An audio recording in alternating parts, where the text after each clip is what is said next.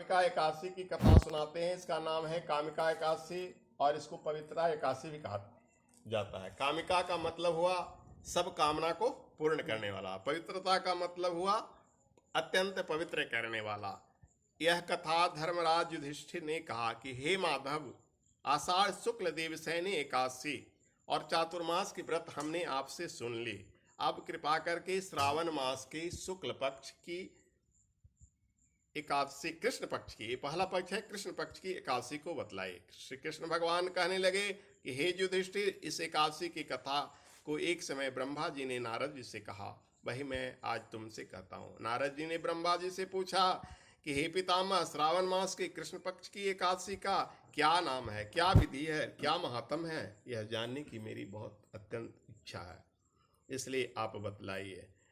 हे राजन, भगवान कृष्ण कहते हैं, हे राजन, ब्रह्मा जी ने नारद जी को जो कुछ बताया मैं आज आपसे कहता हूँ। ब्रह्मा जी ने कहा कि हे देव ऋषि नारद, लोक कल्याण की भावना से तुमने बहुत अच्छा प्रश्न किया है। अब मैं जो पावन कथा है आपसे कहता हूँ उसे सचेत होकर सुनिए। श्रावण मास के कृष्ण पक्ष की इस एकादशी का नाम कामिका है और दूसरा पवित्रा है।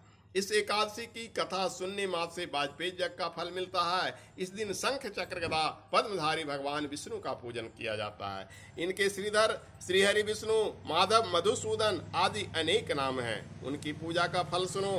गंगा, काशी, नैमिषारण्य, पुष्कर और सूर्य एवं चंद्र ग्रहण पर कुरुक्षेत्र में स्नान करने से, समुद्र और वन सहित पृथ्वी का दान देने से, सिंह राशि के बृहस्पति में गोदावरी और गंडकी नदी में स्नान करने से जो फल मिलता है वह विष्णु भगवान के पूजन से मिल जाता है। जो मनुष्य श्रावण में भगवान की पूजा करते हैं वे देवताओं, गंधर्वों और सूर्य आदि से पूजे जाते हैं।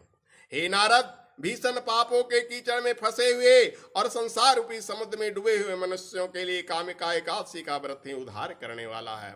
इससे बढ़कर पाप नाश करने वाला कोई उपाय नहीं है। स्वयं भगवान ने यह कहा है, इस एकादशी के व्रत के प्रभाव से जीव बुरी योनियों को प्राप्त नहीं होता है। इस एकादशी को भक्ति पूर्वक भगवान को तुलसी दल अवश्य अर्पित करनी चाहिए।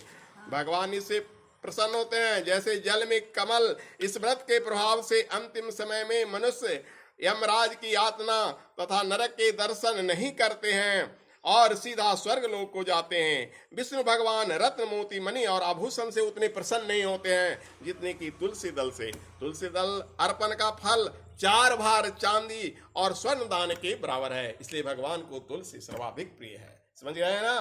ब्रह्मा जी ने आगे कहा, भगवान की अति प्रिय तुलसी को मैं सदा नमस्कार करता हूँ, सदा प्रणाम करता हूँ। तुलसी के वृक्ष को सींचने से संपूर्ण यातनाएं, दर्शन मात्र से समस्त पाप और स्पर्श करने से मनुष्य पवित्र हो जाता है। जो मनुष्य भगवान के चरणों में तुलसी अर्पित करता है वह मुक्त हो जाता है। कामिका एकादशी की रात्रि को दीपदान तथा जागरण करने का महत्व वर्णन चित्रगुप्त भी नहीं कर सकते। जो मनुष्य इस एकादशी की रात्रि को भगवान के मंदिर में दीप जलाते हैं उनके पितर स्वर्ग लोक में सुधा पान करते हैं। जो गौशाला में घी या तिल के तेल का दीपक जलाते हैं वे 100 करोड़ दीपक युक्त होकर स्वर्ग लोक को जाते हैं। अंत में ब्रह्मा जी ने कहा, ब्रह्म हत्या और भ्रूण हत्या आदि पापों को नष्ट करने वाली इस कामिका एकादशी का व्रत मनुष्य को यत्न पूर्वक अवश्य करना चाहिए। व्रत करने पर तो सभी कामनाओं की पूर्ति होती है। इस कामिका एकादशी के महात्म को श्रद्धा पूर्वक पढ़ने और सुनने वाले को भी समस्त पाप नष्ट हो जाते हैं और उसे विष्णु लोक की प्राप्ति होती है। बोलिए वृंदावन बिहारी लाल की।